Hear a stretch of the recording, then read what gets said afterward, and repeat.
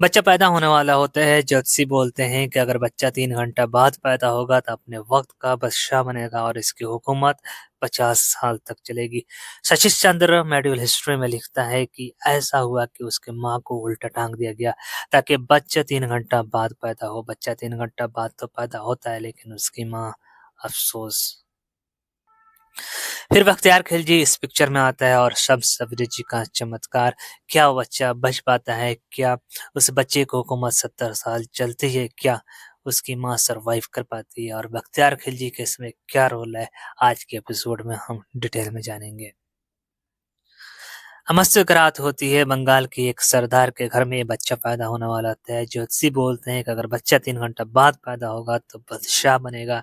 माँ सुनती है कि मेरा बेटा अगर 3 घंटा बाद पैदा होगा तो बादशाह बनेगा, तो कहती है ज्योतिषी से जो करना है करो। ज्योतिषियों में से सरदार उनका हुक्म देता है कि माँ को उल्टा टाँग दी जाए। माँ को उल्टा टाँग दिया जाता है और बच्चा 3 घंटा बाद पैदा होता है, लेकिन अफ़सोस उसकी माँ की इंतकाल हो चुकी होती है। एक माँ ही है जो अपने बच्चे की खुशी के लिए अपनी जान की सैक्रिफाइस कर सकती है। बच्चा धीरे-धीरे बड़ा होता है, बंगाल में ये अफ़वाह फैलने लगता है कि हमारा बादशाह पैदा हो चुका है, इस दुनिया में आ चुका है। हमारे बादशाह को भगवान ने भेजा है जो हमारे सामने है। धीरे-धीरे जैसे-जैसे ये लड़का बढ़ता होता गया, अफ़वाहें ज़ोर पे पकड़ने लगी, ये बंगाल में फ़ेमस होने लगा। एक वक़्त ऐसा भी आता है कि ये लड़का बड़ा होकर के बंगाल का बादशाह बन जाता है। बिल्कुल वैसे ही होता है जिस तरह ज्योतिषी ने कहा होता है, बिल्कुल ड्रामेटिक अंदाज़ में। लेकिन कहानी में ट्विस्ट जब आता है जब ये लड़का बादशाह बन कर के हुकूमत करते-करते जब इसकी हुकूमत के 50 साल कंप्लीट हो जाते हैं, तब बंगाल में फिर से अफ़वाहें फैलने लगती है। क्योंकि ज्योतिषी ने कहा होता है कि इस लड़के की हुकूमत सिर्फ़ 50 साल चलेगी। बंगाल में अफ़वाह पीक पर पहुँच जाता है और लोग कहने लगते हैं कि इसको हुकूमत का 50 साल कंप्लीट हो चुके हैं, अब लक्ष्मण सेन की हुकूमत जाएगी। किसी दुश्मन की अटैक होगा और बंगाल पे किसी और की कब्ज़ा हो जाएगा, लक्ष्मण सेन की हुकूमत गिर जाएगी। इस अफ़वाह में फैलाने में ब्राह्मणों का बहुत बड़ा हाथ था। बंगाल के कोने-कोने में ब्राह्मण ये अफ़वाह फैला रहे थे कि राजा लक्ष्मण सेन की हुकूमत चली जाएगी। क्योंकि ब्राह्मणों को इनसे प्रॉब्लम थी, ये ब्राह्मणों को परेशान करते थे, ब्राह्मण्स को इज़्ज़त नहीं करते थे। तो ब्राह्मणों ने ये इस तरह की अफ़वाहें फैलानी शुरू कर दी थी। दूसरी तरफ बख्तियार खिलजी अपने 18 साथियों के साथ इंडिया की तरफ रुख कर चुका होता है। तबकात नासिरी रिटन बाय मिनहाजुस सिराज अपने किताब में लिखते हैं, ये उस टाइम के हिस्टोरियन है जबकि ये बातें हो रही हैं। बख्तियार खिलजी ताजिकिस्तान से चलकर इंडिया का रुख कर चुका होता है। अपने 18 साथियों के साथ जब इंडिया में एंटर करता है तो एक सूफी से उन्हें मुलाकात होती है। सूफी काफ़ी भूखा होता है, प्यासा होता है, तो बख्तियार खिलजी को उस पर रहम आ जाता है।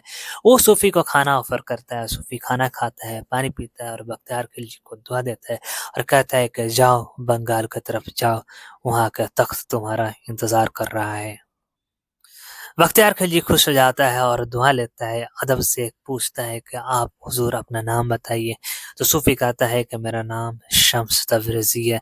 शम्स तबरेज़ी का नाम सुनकर बख्तियार खिलजी अदब से सर झुका लेता है, उसके साथी भी सर झुका लेते हैं, दुआ लेते हैं और अपने घोड़ा बंगाल की तरफ दौड़ा देते हैं। इधर बंगाल में अफवाह पीक पर थी कि लक्ष्मण सेन का हुकूमत अब जाएगी, तब जाएगी, अब दुश्मन का अटैक होगा, तब दुश्मन का अटैक होगा।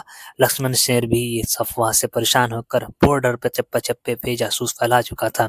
अपने 50,000 फौज अपने महल के पास बैठाया था और 2 लाख के आसपास फौज बंगाल के सारे बॉर्डर पे बिछा रखे थे कि किसी भी तरह का दुश्मन की अटैक होता है या कोई भी बड़ी फौज आती है तो हमारी फौज उन्हें रोकेगी बॉर्डर के बाहर। अगर महल के पास भी आते हैं तो महल के स्टैंड बाई पे जो फौज है उस दुश्मन से लड़ाई करेगी। इधर बख्तियार खिलजी अपने 18 साथियों के साथ बंगाल में एंटर कर चुका होता है। व्यापारी के भेष में महल के पास जाता है और महल के दरबारियों से कहता है कि हमें बादशाह से मिलना है। बादशाह के फौजियों ने समझा कि ये व्यापारी हैं तो इन्हें जाने दिया। जैसे ही ये महल के अंदर एंटर किए तो खून खराबे मचा दी, मार काट मचाना शुरू कर दिया।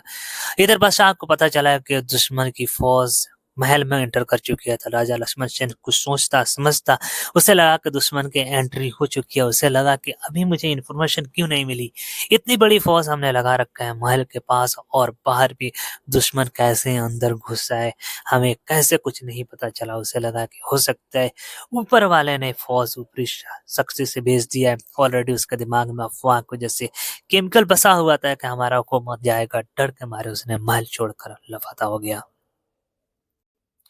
उसने सोचा कि जान बचा रहेगा तो जान बचा रहेगा, जान बची रहेगा तो हुकूमत भी बची रहेगी। वो बंगाल छोड़कर निकल पड़ा। इधर फौजी महल के पास पड़े 50,000 फौजियों का कमांडर को जब पता चलता है कि महल पर दुश्मन का कब्जा हो गया, तो वो सोचता है कि ये कब हुआ। फिर कहता है कि हमारा बादशाह तो बहुत बड़ा डरपोक निकला, हमारे महल के आसपास तो कोई दुश्मन आया नहीं, उसे कैसे लगा कि महल पे हमला हो गया और दुश्मन का कब्जा हो गया, चलो चल के देखते हैं। कमांडर बहुत बड़े फौज के टुकड़े लेकर महल में घुसता है तो दिखता है कि बख्तियार खिलजी राजा के तख्त पर बैठा हुआ है और बड़ी बात है कि उसके साथ सिर्फ 18 लोग हैं। लक्ष्मण सेन के सेनापति आगे बढ़ता है तलवार के साथ, सोचता है कि इसकी गर्दन उतार। इधर बख्तियार खिलजी बहुत चालाकी से महल के अंदर के सबसे बड़े ब्राह्मण को अपने साथ मिला लिया था, उसे सोने से तौल दिया था, कहा था कि आने वाले सेनापति को आपने बचाने हैं, मुझे उससे बचाना है और उसको जो इनाम चाहिए वो मिलेगा। सेनापति तलवार लेकर आगे की तरफ बढ़ता है। बख्तियार खिलजी का गर्दन उतारने ही वाला होता है कि पंडित आवाज देता है कि सेनापति अर्जुन राजपूत ठहर जाओ, नहीं तो अनर्थ हो जाएगा। अनर्थ इसलिए हो जाएगा कि जो ये तख्त पर बैठा है इसे कोई और नहीं, ईश्वर ने हमारे लिए चुना है। ईश्वर ने चुना है कि ये बंगाल का बादशाह बनेगा। और ज्योतिषियों ने भी पहले बता दी थी कि हमारे राजा 70 साल बाद चेंज हो जाएंगे। चूंकि ये बात महल का सबसे बड़ा पंडित कह रहा था, इसलिए सेनापति ठहर गया और सर झुका ली और बख्तियार खिलजी के अंडर में आ गया। इस तरह बख्तियार खिलजी बंगाल का बादशाह बनकर बैठा। उस जमाने में बंगाल में बिहार, उड़ीसा, झारखंड ये सारे राज्य आते थे। इस तरह बख्तियार खिलजी यानी बंगाल, उड़ीसा, बिहार और झारखंड का बादशाह बन बैठा। कहा कहा जाता है कि बख्तियार खिलजी ने ही दुनिया के सबसे बेहतरीन यूनिवर्सिटी नालंदा यूनिवर्सिटी को चलाया था। अगर उसने नालंदा यूनिवर्सिटी को नहीं चलाया होता तो दुनिया का नक्शा कुछ और होता, भारत का मकाम दुनिया में कुछ और ही होता। शायद आज भारत विश्व को लीड कर रहा होता, विश्व गुरु होता। बिहार सरकार की एनसीईआरटी की किताब 6 क्लास की कहती है कि नालंदा विश्वविद्यालय को बख्तियार खिलजी ने नहीं चलाया था। यह थ्योरी गलत है। मैं अगले एपिसोड में डिटेल में आऊंगा कि क्या वाकई बख्तियार खिलजी ने नालंदा यूनिवर्सिटी को जलाया था या नहीं। जब तक के लिए मैं आपसे विदा लेता हूँ। मैं उम्मीद करता हूँ कि मेरी वीडियोस पसंद आई होगी। अगर आपको पसंद आया तो जरूर चैनल को सब्सक्राइब कीजिएगा ऐसी वीडियो के लिए और शेयर जरूर कीजिएगा। Thank you so much. Have a great day.